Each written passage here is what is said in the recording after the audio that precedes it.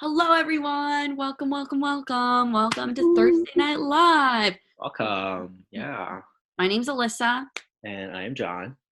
and we're so glad you're here. And so we know that everyone is in a different place. There is a lot going on, but we still wanted to have a space where we can come together as a community. So if you don't know who we are, if you don't know what Crew is, we are an organization that focuses on deepening our relationships with one another and with God. Yeah, as Alyssa said, we just want to create and provide a space regardless of where you guys are physically, and whatever you guys believe about God. And so what tonight is going to look like is we're going to have, right after Alyssa and I pop off the screen and finish, we're going to have one song about God, and then we're going to enter into a time where we just get to hear from a senior talk.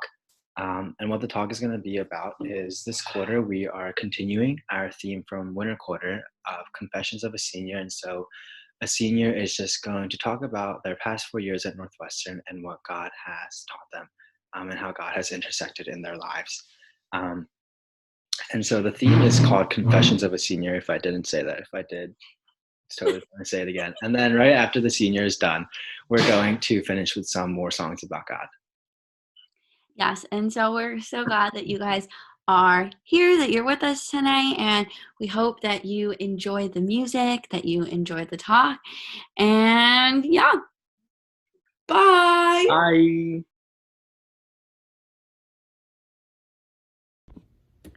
Hello everyone, this song is Give Me Faith.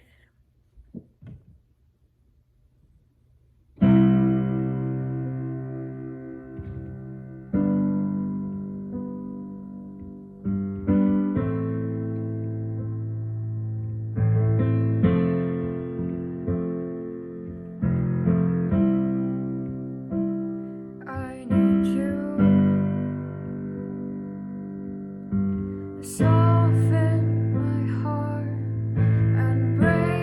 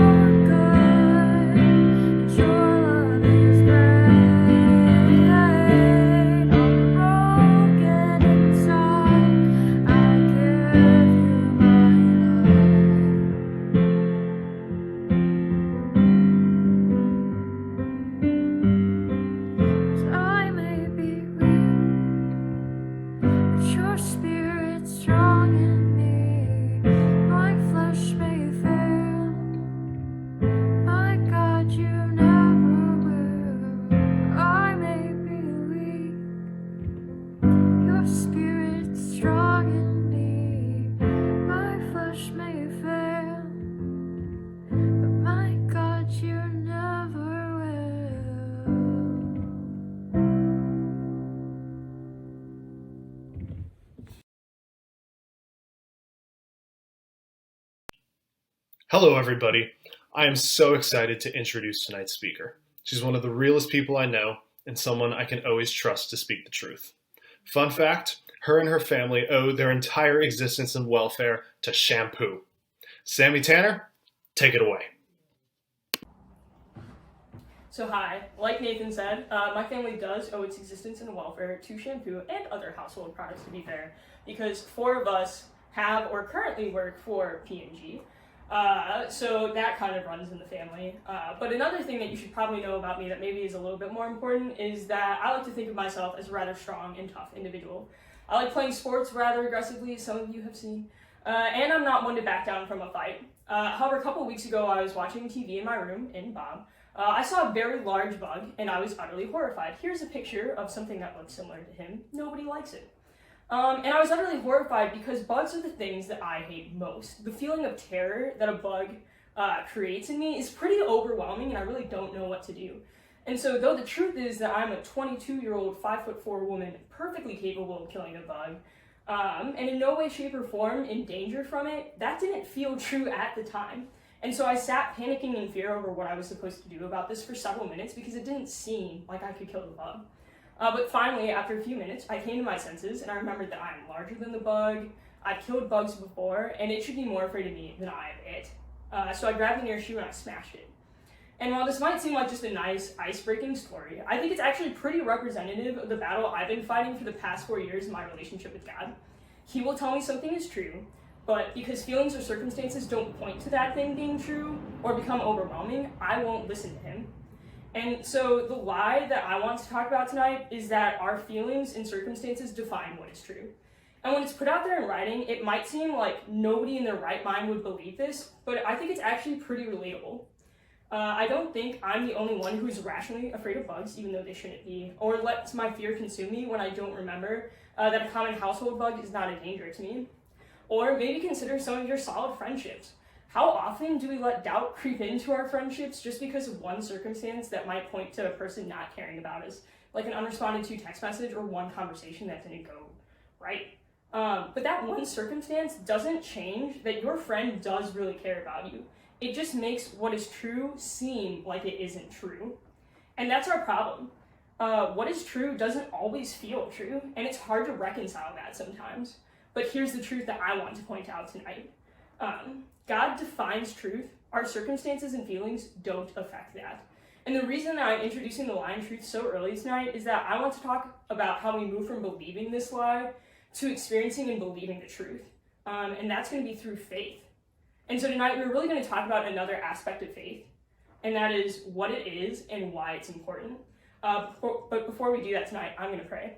God, I just hope that as I speak tonight, or really this afternoon, that you would be speaking through me and that anything that I say would be true and glorifying and honoring to you. So I pray this all in your name. Amen. And so the passage we are going to take a look at tonight is Luke 17, 11 through 16, and verse 19. And I'll give you a second to turn to it in your Bibles or on your phones. So the passage goes like this. On the way to Jerusalem, he was passing along between Samaria and Galilee. And as he entered a village, he was met by 10 lepers who stood at a distance and lifted up their voices, saying, "Jesus, Master, have mercy on us." When he saw them, he said to them, "Go and show yourselves to the priests." And as they went, they were cleansed. Then one of them, when he saw that he was healed, turned back, praising God with a loud voice, and he fell on his face at Jesus' feet, giving him thanks. Now he was a Samaritan. And he said to him, "Rise and go your way, your faith has made you well." So I'm going to break down this passage by focusing on a few key phrases. And the first one is, your faith has made you well. And so I know that it's kind of weird to start at the end of a passage, but first I want to focus on the fact that Jesus commends somebody for their faith here. And I think that's actually pretty important, because then we know that this is a good example of faith. So the next one we're going to focus on is, and as he entered a village, he was met by 10 lepers who stood at a distance. So this means that they were standing outside of the village. It also says that they were standing at a distance. So now why is this true? This is the result of them being lepers. Leprosy was a skin disease and meant that they were considered to be unclean because of this. So having this disease came with a lot of rules, actually. From Leviticus 13, we see these rules include wearing torn clothes, letting hair hang loose, crying out unclean, unclean whenever you were coming near somebody, and remaining outside of the camp. And you had to follow these rules as long as you had the disease. So these people were pretty much cut off from community, and they weren't supposed to go near anybody. And normally I feel like I would have to say something here about like trying to imagine putting yourself in this situation, but really when we think about it, we're in the time where we're most able to relate to lepers because they were the original social distancers. So to kind of put yourself in their shoes, instead of everybody social distancing, it's just you social distancing, and to remind other people that you're the one social distancing, you have to cry out that you're unclean to other people. This is a situation that none of us would want to be in. And so they cry out to Jesus, but his answer from them is actually pretty weird. He just says, go and show yourselves to the priest. And the reason he tells them to go to the priest is because this was necessary to re-enter the community. The priest would determine if the disease was gone and then perform rituals to pronounce them clean. What makes this interesting is that these lepers had not yet been healed. Jesus is commanding them to walk back into the village while they are still sick. And that seems kind of crazy. They're supposed to live outside the village while unclean. They aren't wanted back inside. And yet here's Jesus telling them to go see a priest. This implies that they would be healed, but currently there's no evidence to support that that is going to happen. This puts them in a very difficult position. They have to put how they feel and their circumstances aside in order to act how Jesus has told them to. And there's actually something that would further complicate things. In Luke 5:12-15, which is before this, Jesus healed another leper. But when he did that, he touched the man and he was instantly healed. That man still had to show himself to the priest, but when he went on his way, he was already healed. Jesus tells him to not tell anyone, but reports go far and wide, and Jesus' fame increases, and more people come to him for healing. So there's the possibility that these lepers could have heard about how Jesus had already healed another one, and that was instantaneously. For whatever reason, they were put in a different situation, and that could have made it really hard to trust Jesus here, because why would he mix things up on them? And even if they hadn't heard about these lepers, Jesus' fame for healing people had gone pretty far, and he healed a lot of people instantaneously. So we see that Jesus is really asking them to trust him here. And the next phrase is, and as they went, they were cleansed. So here we see that this required even more trust in what Jesus had commanded them. They were cleansed as they went. The first few steps they took, they probably didn't look or feel any different. There might have been absolutely no visible evidence to corroborate that they would actually be healed. And not that they had no evidence at all. Like I said, they had probably heard about Jesus' previous healings, as they knew to cry out to him. But in the moment, their personal experience didn't point to any change happening or about to happen. But they chose to trust him in what Jesus commanded them to do, to trust that they could show themselves clean to the priest. And so they continued to walk. And this ends up being worth it, because as we can see, then one of them, when he saw, he was healed. And so we know from this that they did get healed. They were cleansed. They could show themselves to the priest. What Jesus intended to do happened, regardless of the difficult feelings the lepers experienced in the process, or how unlikely the circumstances seemed.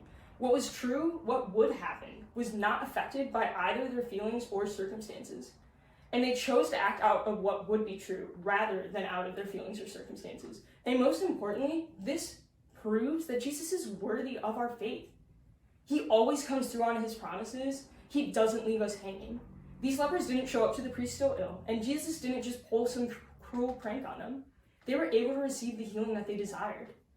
And so we see that this is a great example of faith. These lepers chose to trust in what was true, that Jesus could heal them even if it was at a distance and not instantaneous. But this required not trusting purely in what they would have seen or felt. What they saw was a man, one who probably looked like any other, but had been reported to heal before, tell them to show themselves to a priest, implying that they would be healed. And what they would have felt at the start of their journey was the exact same as how they had always felt. They would have felt the symptoms of their leprosy. They would have felt outcasted from society and the pressure to stay away from the village. Yet Jesus called them to ignore those circumstances and those feelings to follow what was true. And that's because faith is trusting in what God has said is true, regardless of the circumstances or feelings that may or may not align.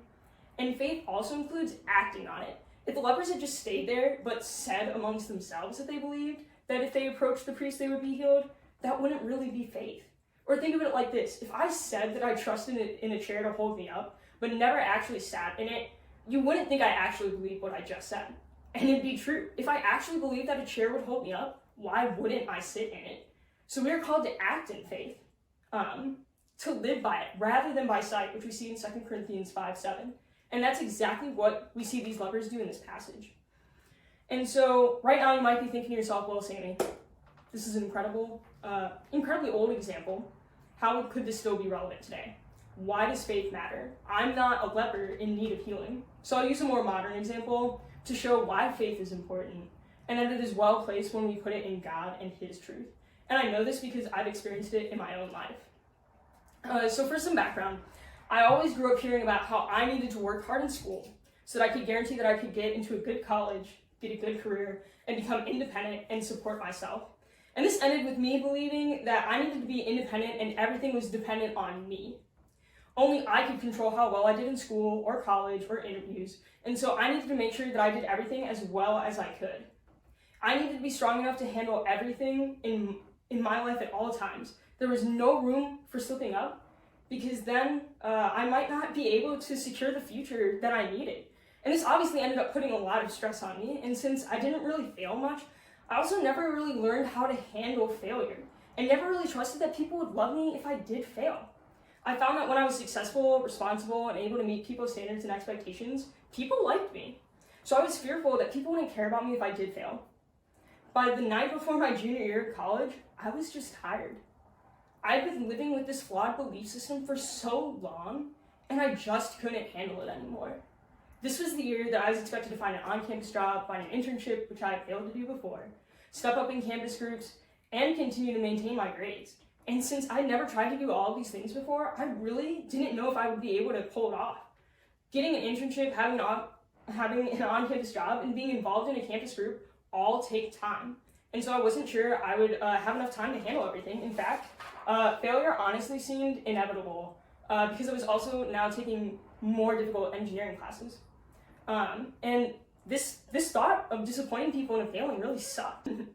But even if I did manage to do everything, I wasn't sure that it'd be worth it. And I started to see life as a never-ending performance treadmill.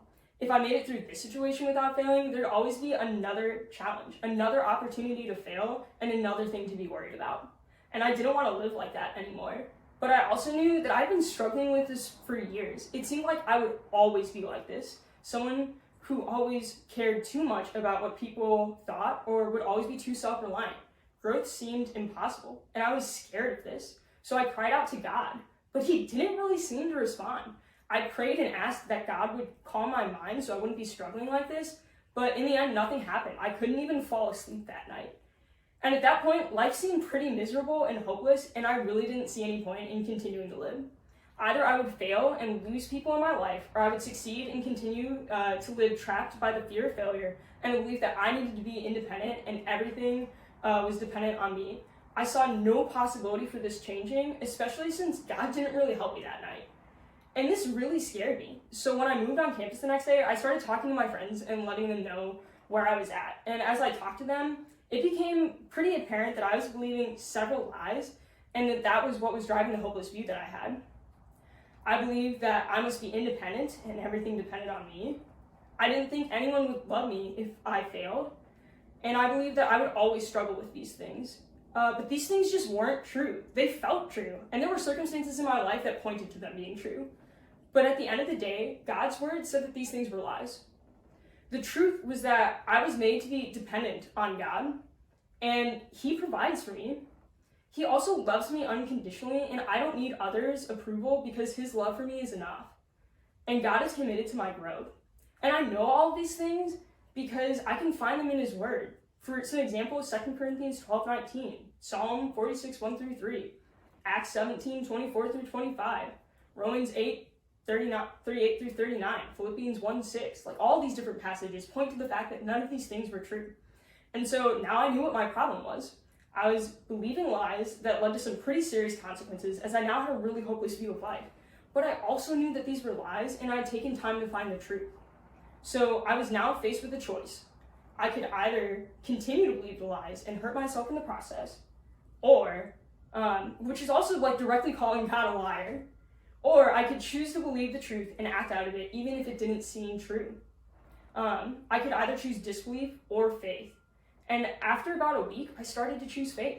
I'd wake up every morning and ask God to provide me with the strength to make it through the day and to live in accordance with how he wanted me to live. I asked him for the faith to do so. And every morning, I'd get out of bed, choosing to trust that God could give me the strength to go to class, to meet new people, to share my faith, and to get me through any other challenges that the day might provide. I chose to depend on God rather than on my own strength or ability and hope that he'd show up. And admittedly, I wasn't originally confident that anything would happen. I didn't really feel great, and I honestly just felt like there weren't any other viable options for me to try, so I did it. But here's the thing, that started to change because God did show up. I made it through every day of the first several weeks of the quarter, and I started to feel more confident that God would provide for me. It wasn't always pretty, and I didn't instantaneously feel better at the time. But as I continued to walk in faith and choose to trust God, like the lepers who continued to walk towards the city and trust Jesus, I found that I started to change.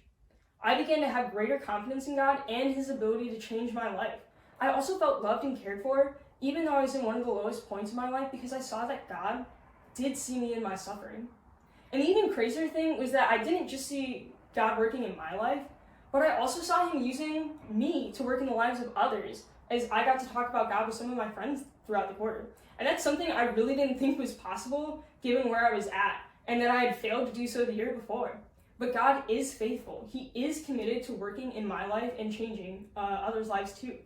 He acts according to his promises, and what he says is true, and he is worthy of the faith that I put in him. I saw God begin to heal my broken belief system that had been causing me pain and to live in sin, and work through me even as I was struggling, just like the lepers saw themselves being healed as they took steps to trust in what God had said. And I think that this shows that choosing faith is important because it affects our lives. Had I chosen to continue trusting in my feelings and circumstances that led to believing lies and acting out of them, I would have continued to see life as a never-ending performance treadmill that I wanted to get off of. And there really wouldn't have been any escape from it. Sure, I could say that I wouldn't worry about what people would think about me, but what love would there have been to support me if I had counted on that? People are always going to fall short of the expectations that we set for them. And if they failed to love me, whose love could I count on if not God's? Or maybe I would have decided that I was enough. I could have pushed myself as hard as I could to make myself worthy of the love of those around me by meeting all the expectations placed on me. But not only would I have been miserable, but eventually I would have failed, as humans do so frequently. Continuing to believe these lies would have hurt me. And we see that in every senior talk that a senior has given this quarter. Believing lies has consequences. And even more than hurting ourselves, we insult God when we don't choose faith. We call him a liar and say that we, his creation, know better than him, the creator. And not only that, but it's impossible to please God without faith. And we see this in Hebrews 11:6. Because we are sinning when we do this. And why would we not aim to please the God who loves us, even in our flaws? And so since I've said a lot of things tonight, I just want to put up the slide in the background while I finish talking to you guys to kind of remind me of some of my main points while I finish speaking. But I want to take some time to challenge you guys and to address two different groups of people in the room right now. So the first group, maybe tonight you're wondering if any of this could apply to you. Maybe you aren't a Christian and don't see how a story about 10 lepers and faith could really apply to your life at all. But I think this story is actually incredibly relevant to you as well. This story has some interesting parallels to what I think is one of the greatest stories and most life-changing stories in human history. You see, we open with lepers whose disease leaves them unable to meet community standards and are therefore separated from community. And there was really nothing that they could do about it. There was no way for them to fix themselves to meet these standards. And I think we, spiritually speaking, are a lot like these lepers. We all have a condition known as sinful nature. We just inherently do things that are wrong, and sometimes we do it without even knowing that we're doing it. And our sinful nature makes us fall short of the perfect standard that God has set for our lives, for how we should live. And because we can't meet this standard, we are eternally separated from him and his kingdom or community. And we deserve death because of this. And we can try to be better people, but we just can't fix ourselves. It just isn't possible. We have no hope of meeting a perfect standard set in our own strength. But Jesus met the lepers in this state. He came and acted as an outside force that was able to bring them up to the community standards so that they could once again be united with their community and their village.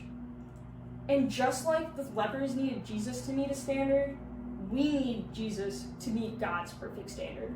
However, it looks a little different in our case. God knew we would never be able to meet his perfect standard on our own. So he sent his son to live the perfect life that we could never live, one capable of meeting his standard. And though he was perfect, Jesus took on the punishment for our imperfection. He bore the consequences of our sin when he died on the cross and experienced separation from God.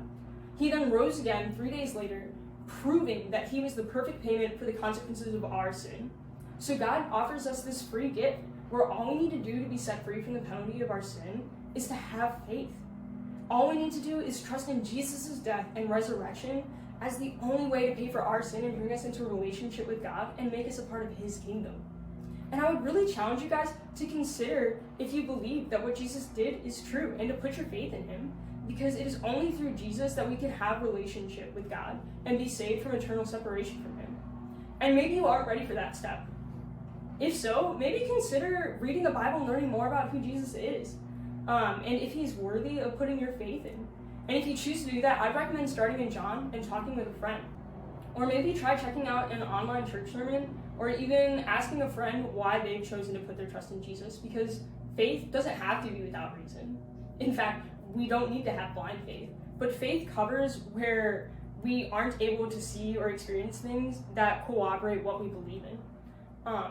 But just consider taking a step of faith wherever you're at, or whatever that step may be, towards trusting that what Jesus and the Bible have to say is true. And if you've already made the decision to trust in Jesus as your source of relationship with God, I'm still giving you basically the same challenge.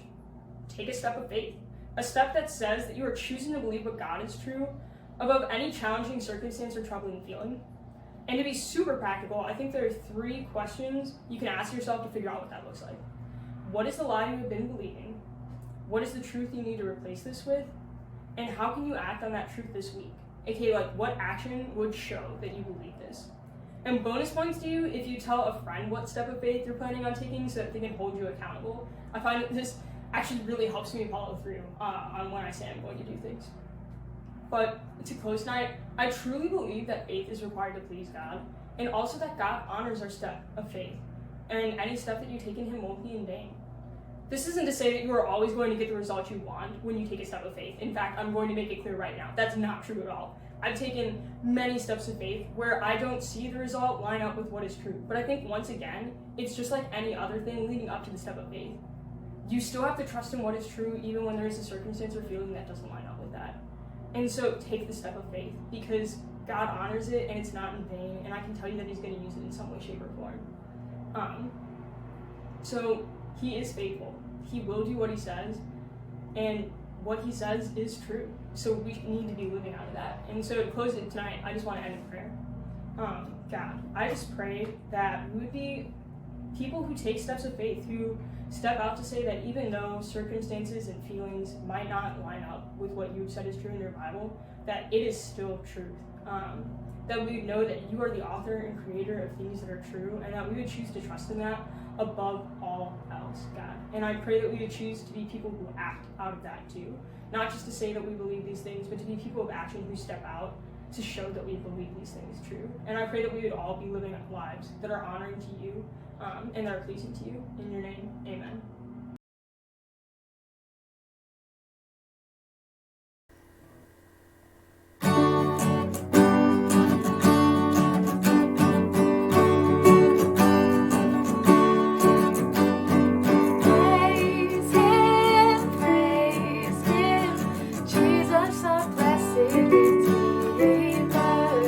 Heavenly portals, bow with Hosanna's name.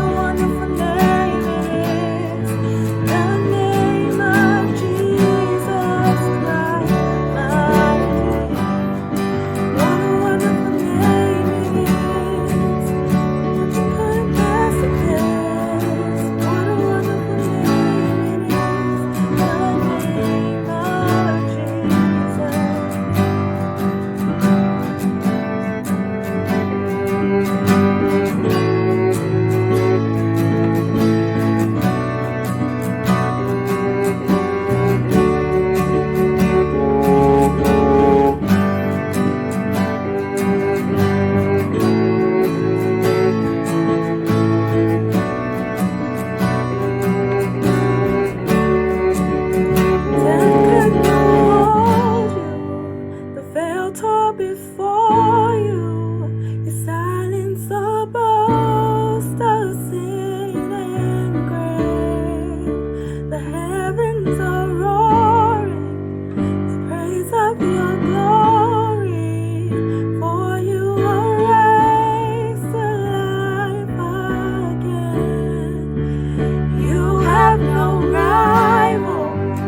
You have no equal, now and forever, God, you reign. Yours is the kingdom, yours is the glory, yours is the name above all names.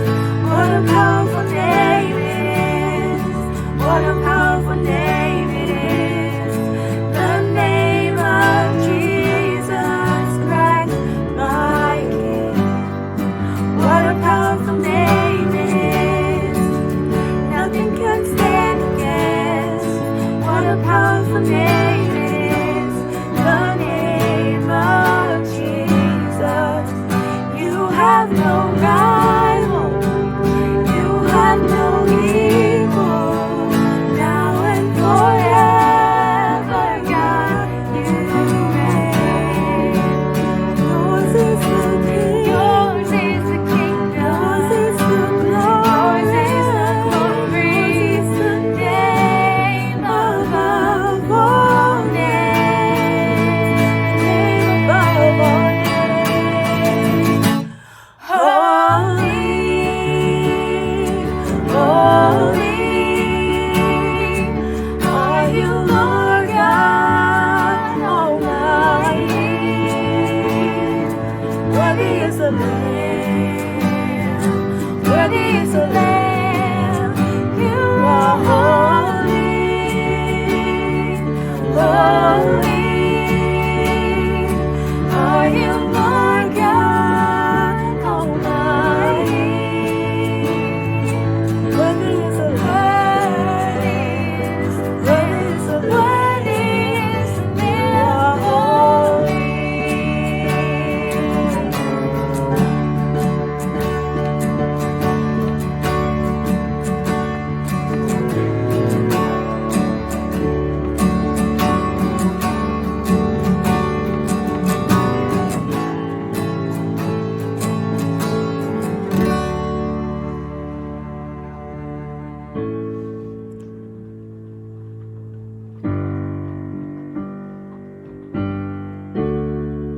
What a beautiful name it is.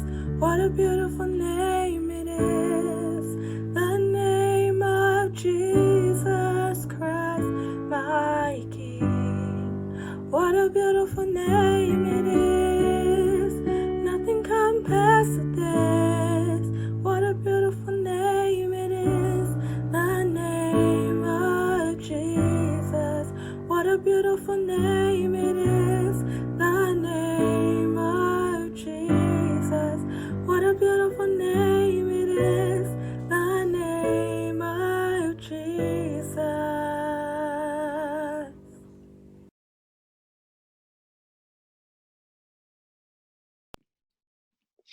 Thank you so much for checking out Thursday Night Live. We're so glad that you guys tuned in.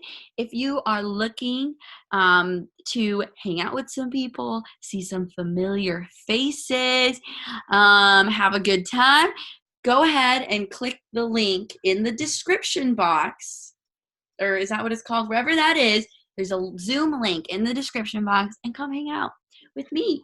And Yeah, we miss you all. We hope you guys are safe, and we will see you guys next week. Bye, guys.